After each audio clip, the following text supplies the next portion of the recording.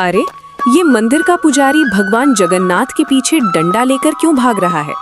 क्या है इस अनोखी चोरी के पीछे का रहस्य? जानने के लिए देखते रहिए ये अद्भुत कथा। जय जगन्नाथ। नीलाचल धाम, जहाँ साक्षात जगन्नाथ स्वामी निवास करते हैं, वहाँ की हवाओं में भी भक्ति का वास है। समुद्र की विशाल लहरें जब पुरी के तट से टकराती हैं, तो ऐसा लगता है जैसे वे महाप्रभु के चरणों को पखारने के लिए व्याकुल हों। इसी पावन नगरी में एक परम विरक्त भक्त रहते थे, जिनका नाम था माधवदास। माधवदास का इस संसार में जगन्नाथ जी के अलावा और कोई नहीं था। उन्होंने अपनी सारी धन दौलत और सुख सुविधाओं को त्याग दिया था और समुद्र किनारे एक छोटी सी कुटिया में रहकर दिन रात बस जय जगन्नाथ का जाप किया करते थे। लेकिन भक्ति की राह कभी सीधी नहीं होती। भगवान अपने भक्त के प्रेम की गहराई नापने के लिए अक्सर कठिन परीक्षाएं लेते हैं।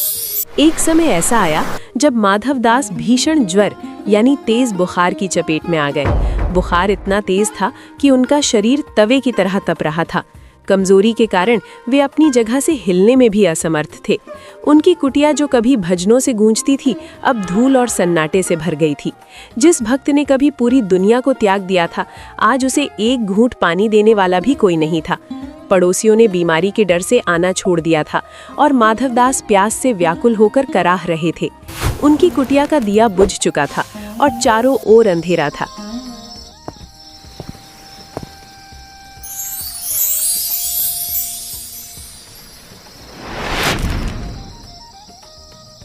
एक दोपहर कुटिया का दरवाजा धीरे से खुला। धूप की एक सुनहरी किरण के साथ एक छोटा सा सांवला बालक अंदर आया। उस बालक की आंखों में ऐसी चमक थी जो पूरे ब्रह्मांड का प्रकाश समेटे हुए थी। बालक ने बिना कुछ कहे पानी का कलश उठाया और माधवदास के सूखे होठों से लगा दिया। बालक ने एक पुराना कपड़ा लिया और कुटिया की कोने कोने से धूल साफ करने लगा। उसने बुझ चुके दिए में तेल डाला और उसे जला दिया। माधवदास को ऐसा लगा जैसे उनके शरीर में नई चेतना आ गई हो। अगले कई दिनों तक वो बालक बालिया बनकर माधवदास की सेवा करता रहा। वो कभी उनके माथे पर ठंडे पानी की पट्टियां रखता, तो कभी उन्हें सहारा देकर बिठाता। एक दिन माधवदास ने बालक का हाथ थाम लिया और कांपती आवाज में पूछा, बेटा, तुम कौन हो? मेरी सुध लेने तो कोई नहीं आया, फिर तुम क्यों अपना समय इस बीमार बूढ़े पर बर्बाद कर रहे हो?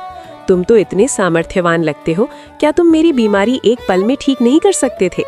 बालक ने बड़ी मधुर मुस्कान के साथ कहा, बाबा, प्रारब्ध का लिखा तो भोगना ही पड़ता है। यदि मैं तुम्हारी बीमारी आज खत्म कर देता, तो तुम्हें अगले जन्म में इसे फिर से भोगना पड़ता।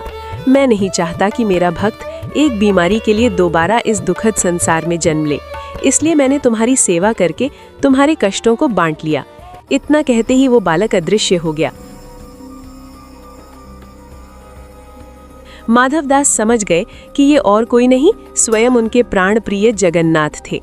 उस रात माधवदास का बुखार तो कम हो गया, लेकिन उन्हें बहुत तेज भूख महसूस हुई। कई दिनों से उन्होंने अन्न का एक दाना भी नहीं चखा था। उन्होंने खिड़की से मंदिर के ऊंचे शिखर को देखा और बोले, प्रभु, अब शरीर तो ठीक है, पर ये पेट की आग सहन नहीं होती। काश आपके महाप्रसाद का एक ग्रास मिल जाता। उधर मंदिर में पहुड़ा आरती के बाद सन्नाटा पसरा था। भारी कपाट बंद थे। तभी गर्भगृह के भीतर से वही छोटा बालक प्रकट हुआ। उसकी नजर उस विशाल स्वर्ण पात्र पर पड़ी, जिसमें 56 भोग का दिव्य प्रसाद रखा था। बालक ने झट से वो भारी कटोरा उठाया और दबे पांव बाहर निकलने लगा। लेकिन तभी एक बूढ़े पुजारी की आंख खुल गई। पुजारी ने देखा कि एक बालक सोने का कटोरा लिए भाग रहा है। पुजारी चिल्लाया, चोर, चोर, पकड़ो इसे, भगवान का कटोरा लेकर भाग रहा है। पुजारी ने अपना मोटा डंडा उठाया और बालक के पीछे दौड़ पड़ा। अब मंदिर के भव्य पत्थरों वाले गलियारों में एक अनोखा खेल शुरू हुआ। सांवला बालक हाथ में भारी सोने का कटोरा लिए हिरण की तरह कुलांछे भर रहा था। कभी वो मंदिर के विशाल खंभों के पीछे छिप जाता, तो कभी पुजारी को चिढ़ाते हुए आगे निकल जाता। पुजारी हाँफते हुए डंडा घुमा रहा था। ठहर जाओ बालक, तू बच नहीं पाएगा। लेकिन बालक तो बिजली की गति से मंदिर की ऊंची दीवारों को फांदकर बाहर अंधेरी गलियों में गायब हो गया। पुजारी डंडा पटककर वहीं बैठ गया।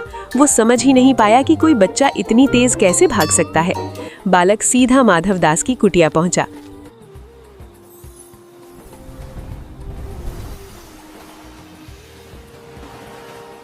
बाबा देखो मैं क्या लाया हूँ।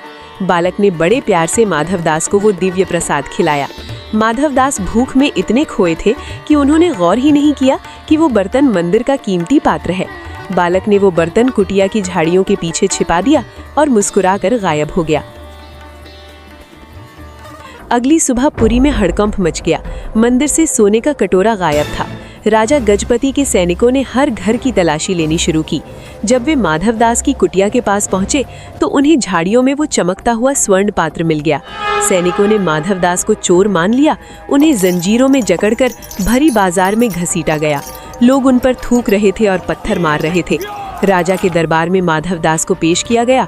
राजा गजपति ने अत्यंत क्रोध में कहा, माधवदास, तुमने भक्ति का ढोंग करके भगवान को ही लूट लिया। कल सुबह तुम्हें चौराहे पर मृत्यु दंड दिया जाएगा। माधवदास को काल कोठरी में डाल दिया गया।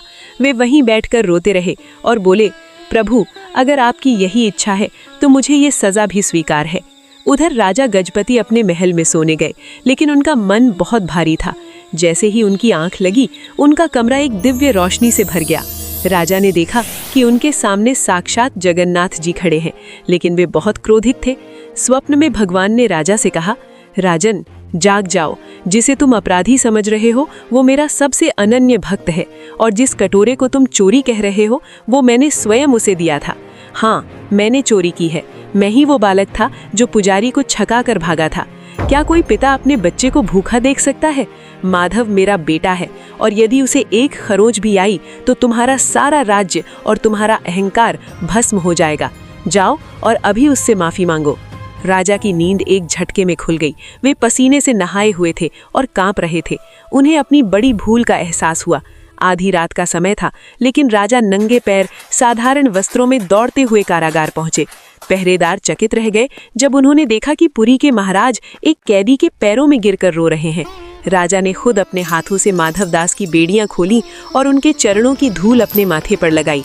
राजा ने रोते हुए कहा, महाभक्त, मुझे क्षमा करें। मैंने भगवान को मंदिर की मूर्तियों में ढूंढा, पर आपने तो उन्हें अपने प्रेम के वश में कर लिया। साक्षात जगन्नाथ आपके लिए चोर बन गए। इससे बड़ी भक्ति और क्या होगी। अगली सुबह का दृश्य अद्भुत था। पुरी के राजा ने माधवदास को अपने हाथी पर बिठाया और खुद एक सेवक की तरह पैदल उनके पीछे चले। मंदिर के वही पुजारी जो डंडा लेकर बालक के पीछे भागे थे, अब माधवदास के पैरों में गिरकर क्षमा मांग रहे थे। जब माधवदास मंदिर के भीतर पहुंचे तो जगन्नाथ जी की बड़ी बड़ी गोल आंखों में एक अलग ही चमक थी, जैसे वे मंद मंद मुस्कुराते हुए कह रहे हों, देखो, भक्त के लिए मैं कुछ भी कर सकता हूँ। ये कहानी आज भी पुरी की मिट्टी में रची बसी है, जो हमें सिखाती है कि भगवान केवल मंत्रों या अनुष्ठानों से नहीं मिलते, वे केवल प्रेम और सच्चे भाव के भूखे हैं। जब एक भक्त का हृदय पुकारता है तो ब्रह्मांड का स्वामी भी सारे नियम तोड़कर चोर बनकर दौड़ा चला आता है।